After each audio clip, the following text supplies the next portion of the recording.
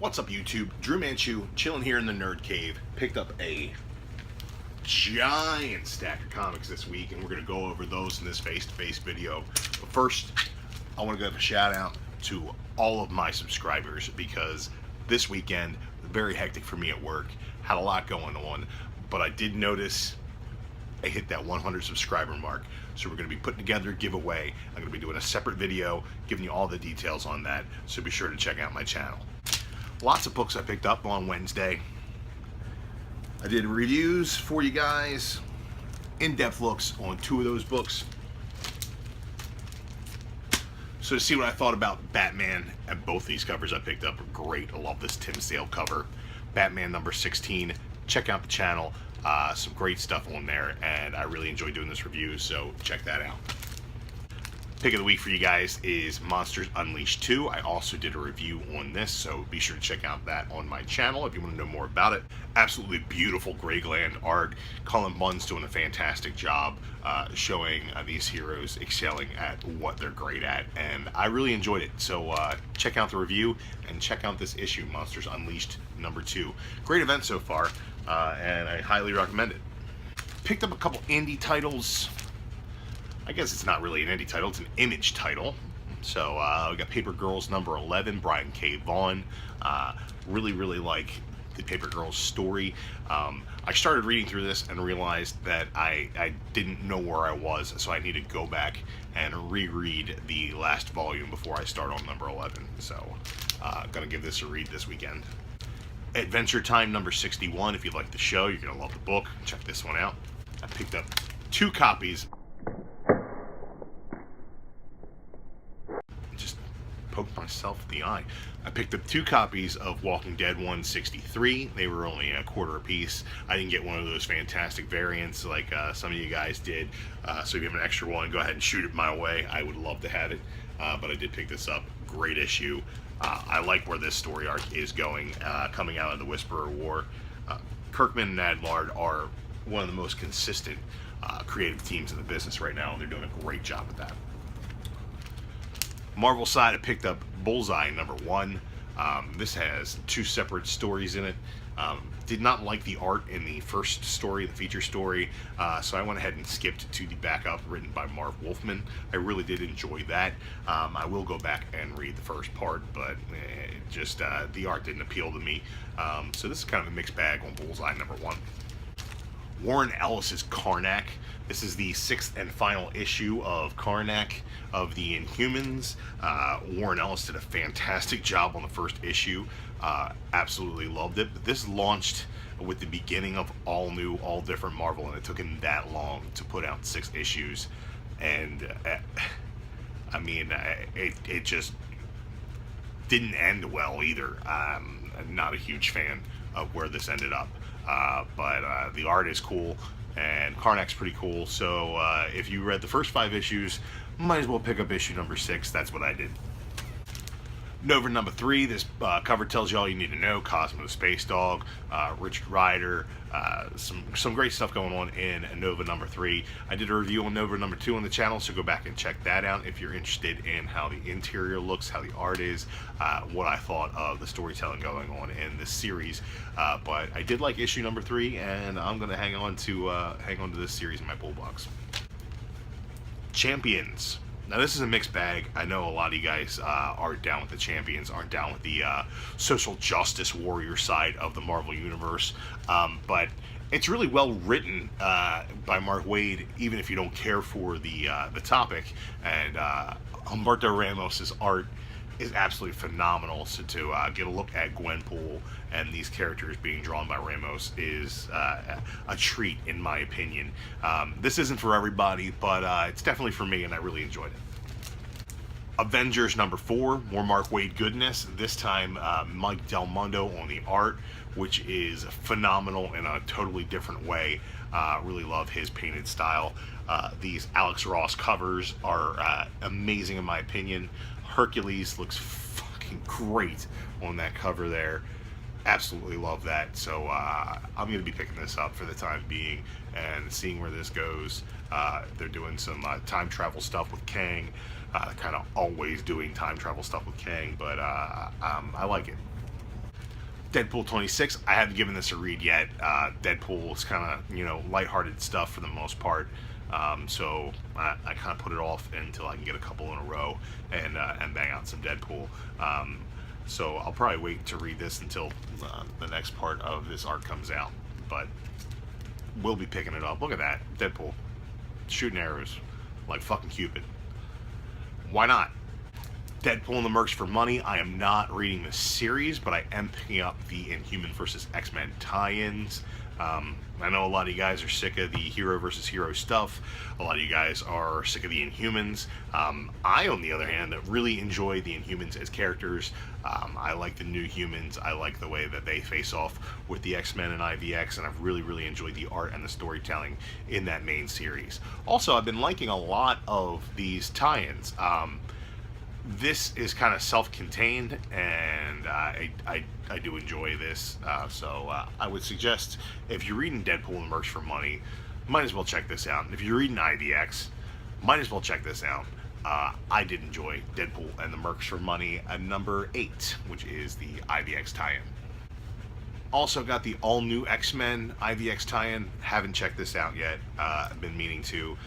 The all-new X-Men book that I did read this week so far was the Monsters Unleashed tie-in, which is basically a Laura Kinney meets Gambit story, and I'm a sucker for a Gambit story. Really, really like this, and there's some really nice moments in this book.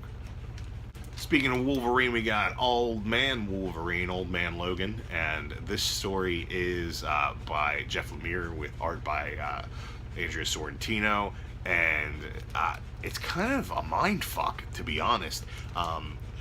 Jumps back and forth through time, and I think that it's one of those stories where you're not going to really know what's going on until the arc is complete. Basically because the main character doesn't know what's going on. He's slowly finding out, and we're slowly finding out along with him, but it's absolutely beautiful, so definitely check this out. Star Wars number 28, this is the continuation of the Yoda story. It looks like we have at least one more issue left in this arc, and it's okay. It's nothing to write home about. But it's interesting, and it's nice to see a Yoda story. It's being told through Obi-Wan's journal, which Luke is reading, so it kind of gives you some context as to how we're getting the story. But it's about Yoda and an adventure he had pretty much by himself on a planet full of hostile children. And the adults were forced underground, and it's kind of weird, Mad Max situation there with the children, but I'm kind of digging it. I like to see where it's going. Jason Aaron has been doing some good stuff with Star Wars, and this just seems kind of like a filler arc, but it's fun. If you like Yoda, you'll like it. Another Cullen Bunn book, Darth Maul. Really enjoyed this, like this stuff. Really big fan of Darth Maul. I remember when the trailer for Phantom Menace dropped, Darth Maul was the coolest fucking thing in the world, and he still kind of ranks up there. He went out like a bitch at the end of that movie, but he did come back in the Clone Wars and totally kicked ass. This is some pre-Phantom Menace stuff with Darth Maul. Also, there's a backup story in here. It's kind of cutesy with some droids, and with the art by Jordi Belair on that, and it's kind of fun, and I really enjoyed that. On the DC side of things, Scooby Apocalypse. Now, I know a lot of people gave up on this already, but I really enjoyed this book. It is kind of off-the-wall fun, and the art is phenomenal. DeMatteis does a great job on this book, and the reimagining of some of these characters is fantastic. So if you like a little bit of twisted Scooby-Doo, check this out. Nightwing. I wish I liked this book more. I really do. I really liked what he was doing before he got back to Bloodhaven. This Bloodhaven story arc for me, though, is just not cutting it. There is a really nice reveal at the end, so I am going to hang on to this series for a little while. But as far as series on the chopping block, Nightwing is on my chopping block, and I really love the character. Just not feeling where this story arc's going, so I hope that they turn things around. I also picked up Superman number 16, Multiplicity. If you guys read Multiversity, this might make a little more sense to you. It's kind of out there, kind of off the wall, and I really enjoyed it as a Superman story. I hope that they get back to, you know, what's going on with Jonathan Kent and Superman's family. But I did like this as an adventure to kind of break the monotony of what's been going on in this title. So definitely pick up Superman number 16. Make sure you're getting this whole arc, though, because by itself, this issue makes 0 sense. So make sure you're picking up the whole arc. And if you have the opportunity to read Multiversity, it will definitely fill in some of the gaps for you in this story arc. I shop at a couple different shops, guys. One of those shops has a fantastic deal where every $10 you spend on New Comic Wednesday, you get 1 free dollar book out of their dollar bin. And, you know, sometimes it's well stocked, sometimes not so much, but I did find some gems in the dollar bin, some beautiful, beautiful covers. And they were in pretty good shape, and I'd like to share those with you guys now. They are all Greg Capullo Spawn covers, and I just picked these up because I like the images. Not a big reader of Spawn, never been a huge fan. Imagery in these books is pretty good, though, and I really love Greg Capullo's art, so I did pick up Spawn number 30. I thought it was pretty darn cool.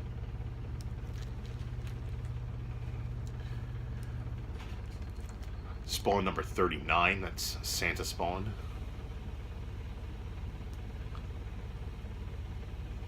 It's freaking gorgeous. Look at the detail in that picture. That cover is great. Sorry about the glare. Hashtag mind the Mylar.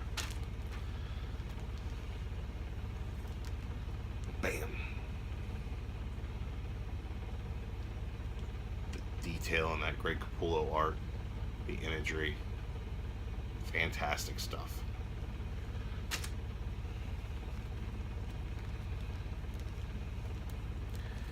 Number 57. That's insane. Look.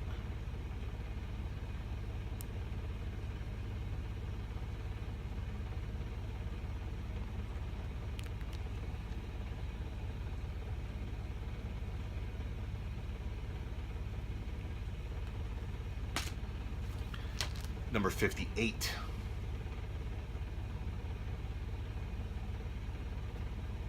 The composition on that is just phenomenal.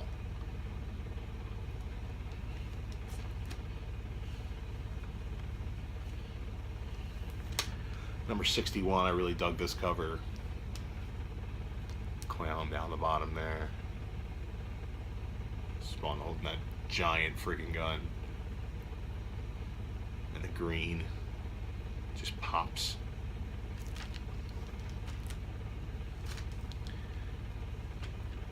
And this fantastic Angela cover here.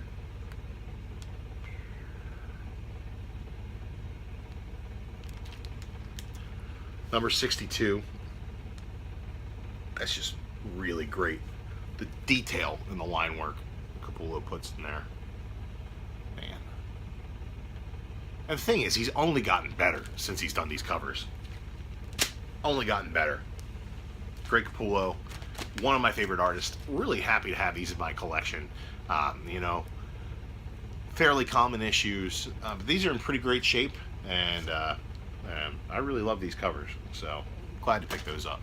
Thanks a lot for hanging out and checking out those books that I picked up this week. Listen to me ramble a little bit. I do appreciate it. I appreciate all 103 of my subscribers at the time of recording this, and be on the lookout for that giveaway coming very shortly. And make sure you subscribe if you are not subscribed, and check out the rest of the videos on my channel. That's it for this face-to-face video, guys. Make sure you're collecting what you love, share what you grab, and make sure you're supporting the community out there, guys. Drew Manchu, signing off.